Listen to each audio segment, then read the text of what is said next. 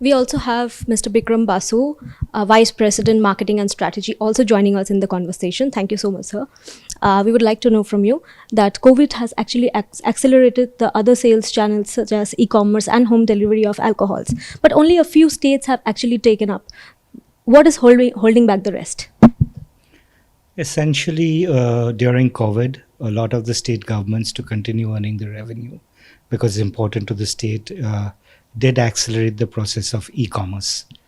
However, most of the states have stepped back from that model except, say, West Bengal, which continues to have e-commerce as a route, and there are multiple players now doing it.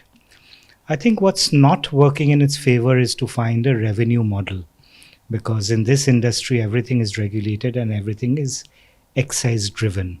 So I think in terms of an e-commerce participation, uh, there has to be a model where the government makes some money or allows discounting, because a lot of it is price discovery or promotions or something like that.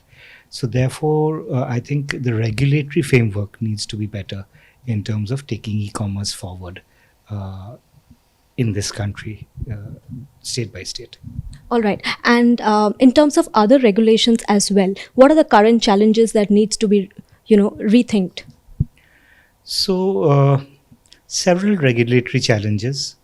Uh, every state is like a different country in our business. So challenges could be in terms of price, because a lot of state actually have a price control regime where you've got to go through them. In terms of just in terms of business processes, in terms of licenses, in terms of several levels of complexities in terms of doing business. There is a method to doing that, but I believe that there are very many ways to ease the ease of doing business to get it right. Yeah. Right, sir. So, Mr. Basu, you're all set to hit the IPO, but usually the preparation of such a big event starts way in advance. Could you please tell us, since when was this plan in the offing? So I think this plan has been in the offing for some time. However, we changed tracks after COVID, and we came back and then put all our effort into this requirement and wanting to go for the IPO. So it's been in the offing, say, for the past 18 months to 24 months actively, and we are hoping to go as soon as possible. When can we expect any timeline?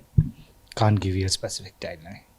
All right. Mr. Barik, how much are you looking to raise, and where will the proceeds be utilized, if you can throw some light on that?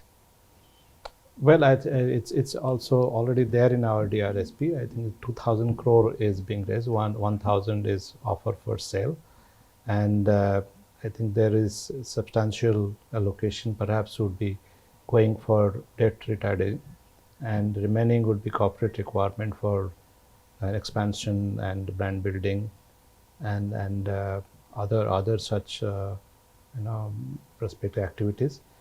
But that should be a rough estimate. Yes. Okay. So, while a lot of other players are actually looking at premiumization, you are banking on mass brands. Could you tell us what is the strategy here? And I know you're not allowed to speak, forward-looking statements, but could you please tell us, generally, can we expect more premiumization in this category? So yeah, I won't say our thinking is different from premiumization. We would want to premiumize. We've had some success with our premium brands in the past 2 to 3 years.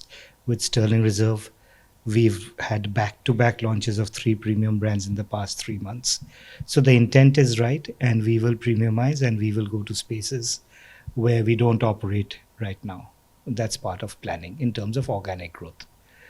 However, we would want to participate strongly in the mass premium segment also, in terms of the lower income groups or middle income groups, because we keep the brand and the consumer at the center of what we do. Okay, and aspiration is at every level. And there's a large aspiration at that segment where Officer's Choice from Allied Blenders is a very strong brand. And that's something which we want to build on. We want to stay there, and we want to give an excellent product to consumers. It's also one of the largest exported IMF brands from India. So, so while we want to premiumize, get into better margins, and that is something we'll surely do. We also want to keep one foot in what we are really good at also. All right. Mr. Barik, we have seen a lot of women working at the factory. Could you tell us what is the strength of women workforce in the facility? Well, I think Rangapur is a place where this is the only industry in and around Rangapur, and Rangapur is the nearby village, and we have right from the beginning kind of put a plan together that how to get the maximum women to the working. I think there has been a lot of training and initiative was taken to train these people from the village, and they have been doing fantastic work, and there is a lot of coordination between the village and the enterprise. I think it's going quite well. All right. And as you had seen, that they're pretty much working as very efficient people on the line, running automatic machines. So that's how it has been quite successfully implemented. So, sir, my last question, I would like to know what is the aspiration of the company? What is the overall long-term vision of the company, if you can throw some light on that?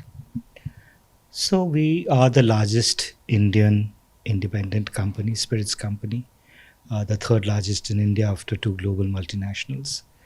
Our aspiration is to grow the business, to keep brands and consumers at the center of our universe, and keep doing well, improve margins, improve top line, bottom line both, and at the same time be an innovative company, give newer products, give low alcohol products, give